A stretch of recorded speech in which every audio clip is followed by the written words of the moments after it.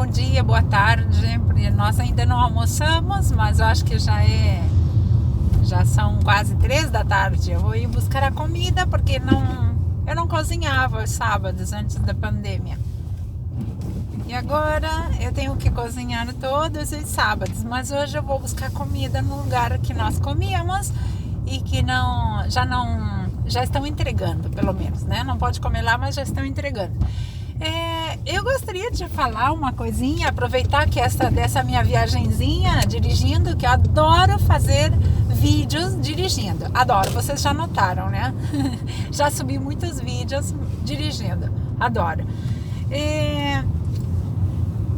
As pessoas dizem que tudo que os ex-mormons falam está infundado, né? Que a igreja é verdadeira e que o que a gente fala não é verdade. Eu gostaria que vocês parassem para pensar. Primeiro, a igreja tem um grupo de advogados poderosíssimo. A igreja está muito bem amparada em caso de alguma denúncia, de alguma difamação. Ela está... Olha, para vocês terem uma ideia do que eu estou falando, teve acho que 1 ou 2 conferências atrás, teve uma mulher que ela foi na conferência geral, lá em Salt Lake, e quando estava tudo em silêncio, naquele centro de conferências, ela gritou: deixem de encobrir os abusadores, né? Os depredadores sexuais. E ela falou aquilo e acho que saiu ou jogaram ela para fora daquele centro de conferência. Essa mulher, ela falou isso porque tem muitos casos de abuso sexual na igreja por parte de bispos, de presidentes de estaca, de presidente dos jovens, de muitos líderes da igreja, né? E que a igreja tenta arrumar as coisas, né? Consertar as coisas, chegando a um acordo da vítima com aquele, né? Com aquele que a vítima está denunciando. Essa mulher, a igreja esmagou ela com os advogados da igreja, esmagou. Ela foi para a justiça, eles levaram ela para a justiça, ela teve que pagar não sei quantos dólares aí, eu li isso, mas eu já não lembro mais quantos dólares ela teve que pagar para a igreja. Teve que dar dinheiro para a igreja. Os advogados da igreja esmagaram essa mulher. Então vocês pensam que o que os ex-mormons dizem da igreja quando afirmam que o livro de Mórmon não é verdadeiro, que ele foi um plágio, que ele foi copiado da Bíblia e de outros livros de um escritor que escreveu sobre o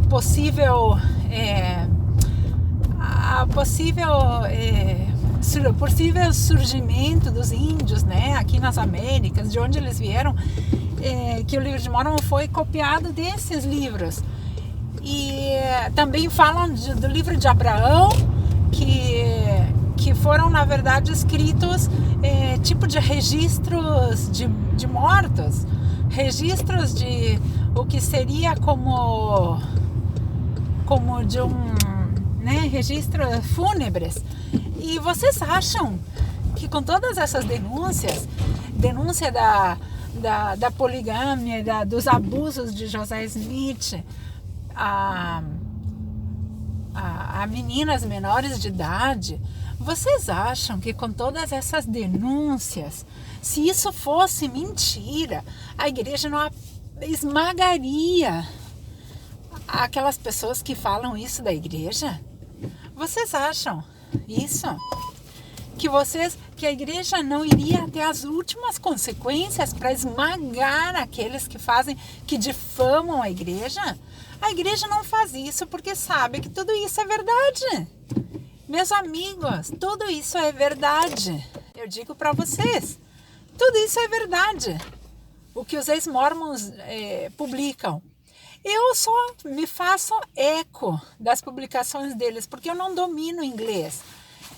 Eu uso muito o Google Tradutor, mas eu não domino inglês, eu não tenho os livros em inglês para ter acesso, para poder traduzi-los. É muito fácil saber que a igreja mórmon é falsa. É muito fácil. Como é que uma pessoa pode fazer para saber que a igreja mórmon é falsa? Que tudo que ela ensina, desde o início, a restauração e tudo isso é falso? É muito fácil. Por que nós aqui não temos acesso? Porque a igreja não. Muitos livros de escritores da igreja, líderes da igreja, nunca foram traduzidos nem para português, nem para espanhol. Então, para começar, nós nem temos acesso a esses livros. Mas, por sorte, muitos ex-membros lá nos Estados Unidos começaram a investigar já faz muito tempo. Faz muito tempo. Quando eu estava lá subindo no púlpito para dar o meu testemunho da igreja, do livro de Mórmon, já anos e anos atrás já tinha gente sabendo que isso era tudo mentira. Teve gente, ex-mormons, que foram em bibliotecas, foram em lugares onde guardam arquivos de periódicos, né, de jornais em papel, da época. Mas se vocês não querem acreditar nos jornalistas, naqueles que publicavam coisas da igreja da época, não acreditem. Vocês podem ir nos escritores da igreja. Em 70, em apóstolos da igreja, desde o início escreveram livros que realmente eram um absurdo o que escreviam, né? Que nada a ver com o que hoje a igreja ensina. Brigham Young, não sei se era a neta dele ou filha dele, pediu autorização para fazer um registro, fazer tipo um diário de discursos dele, né? De José Smith e dele, que era o segundo profeta. E foi autorizado, né? Então se chama o diário de discursos. Aí tem discursos interessantíssimos que fala de coisas que a igreja hoje diz que é mentira, diz que foi uma má interpretação, que o profeta não estava falando como um profeta, né? Também tem publicações da época que diz que as testemunhas do livro de Mórmon nunca viram as placas de ouro com os olhos, esses olhos físicos, viram com os olhos espirituais. É impossível você dar o testemunho de uma coisa que você imaginou ter visto, que você acredita que viu. Não, você só pode dar testemunho de alguma coisa que você viu realmente. Martin Harris, ele disse que ele viu com os olhos espirituais. Ele disse a um jornalista que estava aí. E tem muitas maneiras. Olha, José Smith, ele não poderia ser um profeta de Deus sendo um abusador de meninas, de menores de idade. Isso está comprovado, que ele teve relações com meninas de 14 anos. Está comprovado que ele teve relações com mulheres já casadas com o marido vivo. Tá? Está comprovado que José Smith ele queria ser presidente dos Estados Unidos. Está comprovado que ele armou um exército para se defender do ataque do governo, porque ele queria dominar a região. Ele era o alcalde, que era tipo uma autoridade local, né, policial. A igreja fez um exército, que eram os danitas, que eles começaram a perseguir e correr da cidade, botaram para correr da cidade todos os que eram apóstatas, aqueles que não aceitavam as ideias de José Smith. Esses eram os danitas, era um grupo de membros da igreja selecionados que foram formados para botar para correr os membros da igreja que não estavam de acordo com José Smith. Então é muito fácil ver que a igreja não é verdadeira. É muito fácil. Mas se você quer ficar nessa zona de conforto, continuar acreditando que tudo é verdade, se você pensa só que José Smith ele profetizou que a segunda vinda de Cristo seria em 1890 ou 91, que ele estaria já velhinho. Isso nunca aconteceu, mas muitos membros até tinham vendido propriedades, tudo se preparando para a segunda vinda naquela época. E não aconteceu. E daí, nunca mais um profeta se animou a fazer uma profecia dessa, porque sabe que não vai cumprir, porque ele não é profeta. Por que o profeta Nelson, hoje, nos dias atuais, não profetizou dessa pandemia? Porque ele não falou que ia vir um vírus mortal, que todos se cuidassem, que os missionários saíssem das suas áreas. Não, faltava um mês para explodir isso do vírus e ele estava mandando missionário lá, mandando assinando chamados para missionários para ir para a Europa, para Estados Unidos, para Chile, para Argentina, para tudo quanto é lado. Então, se ele fosse um profeta realmente, Deus ia falar com ele? E vocês acham que Deus não ia avisar disso? Não é que tudo que é coisa importante que vai acontecer na Terra não acontece sem antes que Deus avise a um profeta? Vocês acreditam que Nelson é um profeta? Não, até morreram. Morreu um casal que era missionário já adulto, um casal de idosos já que era missionário, estavam fora dos Estados Unidos, voltaram, tinham um vírus, morreram desse vírus, supostamente, né? Porque isso foi publicado pela igreja. Publicação oficial, missionários com esse vírus. Vocês acham que Nelson ia ser um profeta de Deus? Deixando passar por alto essa oportunidade de mostrar ao mundo que ele era um profeta? Na época de Jesus Cristo, ele fazia milagres para mostrar o poder dele. Ele não fazia milagre para curar todo mundo só para curar. Ele fazia também para mostrar que ele tinha poder, que ele era o Filho de Deus. E Nelson perdeu essa grande oportunidade. Eu acho que dormiu, né? Dormiu na palha o Nelson. Mas tá bom.